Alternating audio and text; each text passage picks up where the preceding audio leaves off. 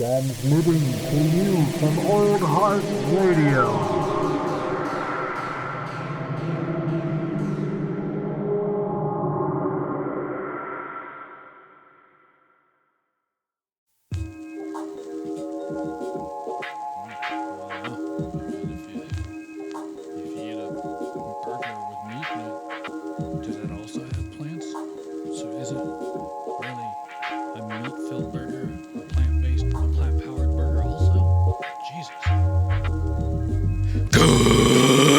Ladies and gentlemen, that's right. This is another episode of Coffee and Contemplation. I'm your host, Old Heart, aka Jared, aka Don't Care. Call me whatever you want. Gerald is fine. It's on the table now. All right.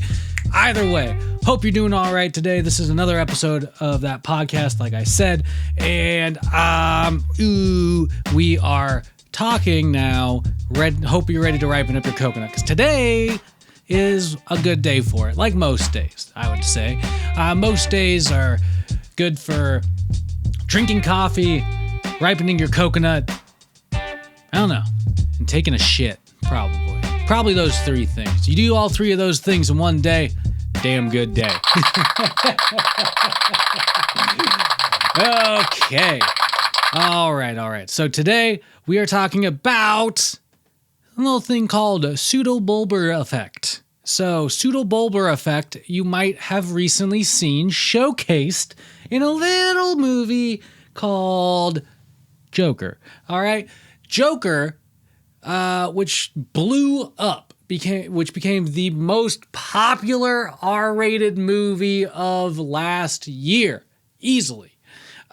Featured a main character, Arthur Fleck, played by Joaquin Phoenix, who experienced signs of what would be called Pseudobulbar Affect, or PBA. Also sometimes referred to as emotional incontinence. It's basically like, when you have weird digestive shit and you can't shit. It's like that, but with emotions. Except emotions also just like come out whenever. It's a type of emotional disturbance, oftentimes characterized by, like in Joker, uncontrollable laughter or uncontrollable crying or other types of like emotional displays. Kind of interesting shit. I wanted to look it up because, like, obviously, Joker was mind-blowing. It was exactly what I had heard. The hype was real on that one, let's say. So I wanted to look up what he was like studying, and lo and behold, at the end of this, and like as reported before, it was featured as affecting the title character of Joker, and was said by Joaquin Phoenix to be used as an inspiration for his laugh that he used in that movie, which was creepy as fuck. Like, I'm not even going to bother replicating it. I could try to do the Krusty the Clown laugh. No, just joking. Let's just not go there. This guy. No. All right. I'm not experiencing PBA, by the way. I'm not saying I experience PBA.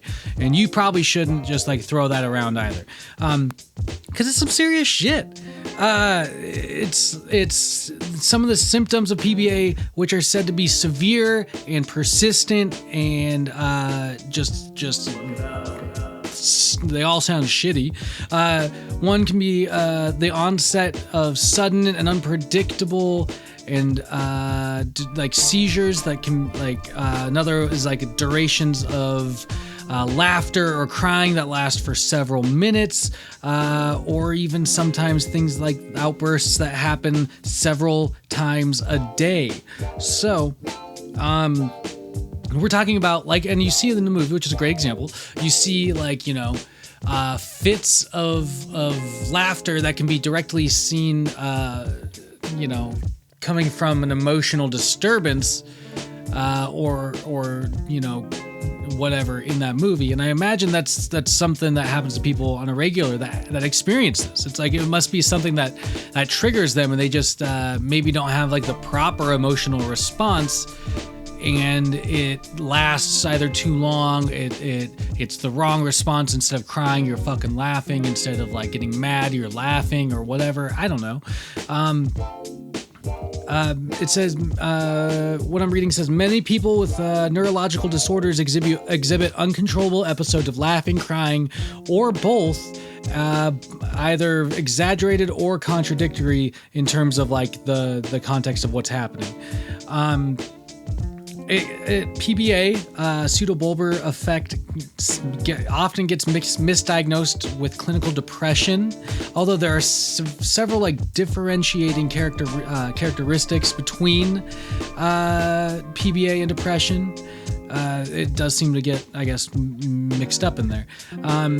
In depression and grief syndromes, crying is typically a sign of sadness, whereas the pathological displays of crying which occur in PBA are apparently often in contrast to the underlying mood, like I keep fucking saying.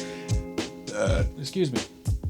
So, often misdiagnosed. I wonder if there are people out there that have been misdiagnosed and how long they've lived with that misdiagnosis, like thinking they're clinically depressed when they have this PBA issue. It seems to be shout outs to anybody listening out there. Y'all are awesome. Shouts to Mariah and Casey and Mojo Jojo. Shout outs to co-host Castle Roll. Shout outs to Yella T. Shout outs to Uncaged, Mooner 6. All the good old gang, whatever you're doing. The shout outs to all you listening out there. Thanks. Shouts to both of the bros. Thanks for listening, guys. Let's see. So PBA seems to come from, let's see. It seems like it's mostly, from what I'm reading, it's mostly a secondary condition to a neurological disease or brain injury. Something that, and it's thought to result from disruptions of neural networks specifically. So it's commonly observed in people with traumatic brain injuries, strokes, people suffering from dementia or Alzheimer's disease, ADHD, multiple sclerosis, amyotrophic lateral sclerosis, aka LAS. So and like things like Parkinson's, and so apparently it stems from, it's as like a secondary kind of issue. PBA has been observed in association with a variety of other brain disorders, including brain tumors, Wilson's disease, syphilitic pseudobulbar palsy, and some other things like epilepsy related issues as well. Like so that that would suck. I'm not gonna lie.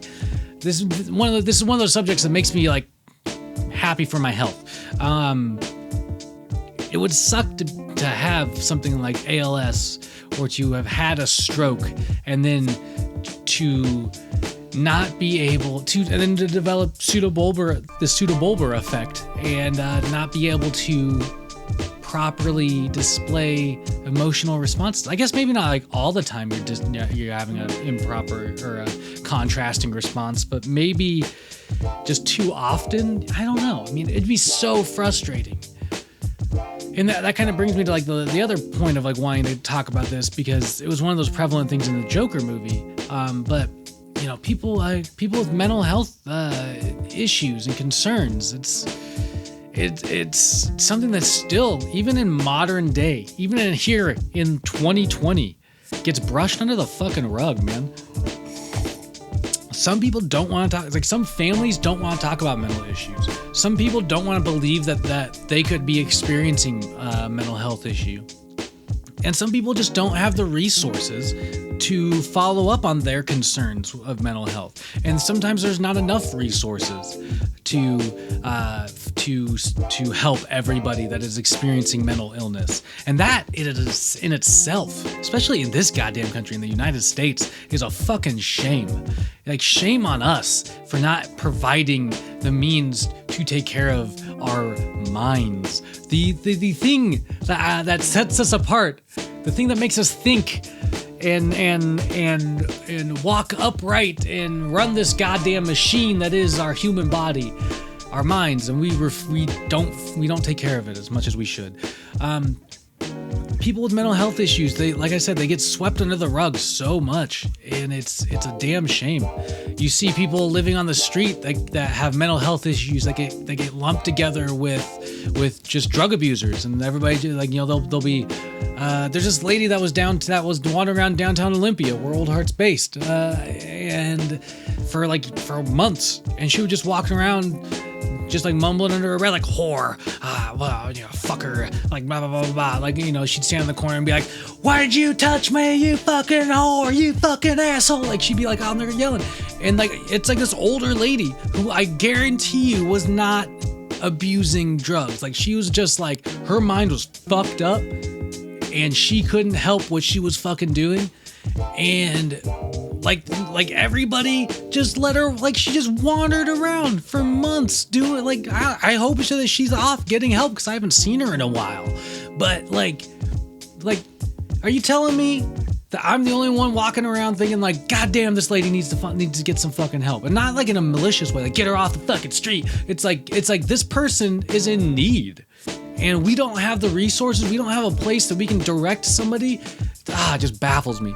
And that's like in Joker, that's one of the main fucking things about that movie that like sets you off. You start off feeling bad for that character, and you understand why that character is that way, because he experienced abuse when he was young. He had just such a unhealthy and shitty life that like it resulted in this disorder that didn't help him, because everybody just thought he was fucking weird for laughing all the time rather than taking the moment to understand.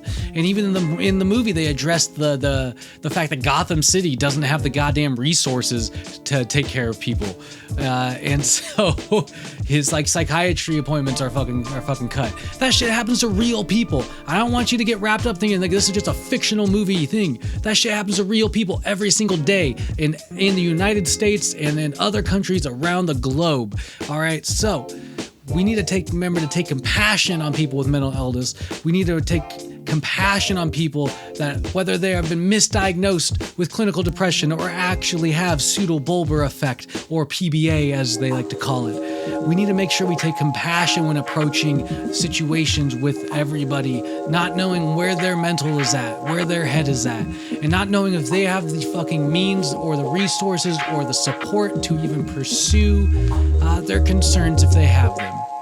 So I encourage everybody, all of you dear listeners out there listening to this episode of Coffee and Contemplation. 1, find us on Instagram at Old Heart Radio. Tell everybody to look up Old Heart Radio on iTunes and Spotify and all that shit. 2, follow us on Twitter at Old Heart in Space. Why? Because why the fuck not? And 3, ripen up that coconut every day, you dirty motherfuckers. Why? Because every day is a good day. And I mean that. And also support people with their struggles. Why? Because we all have them, and we will all want support when we go through shit.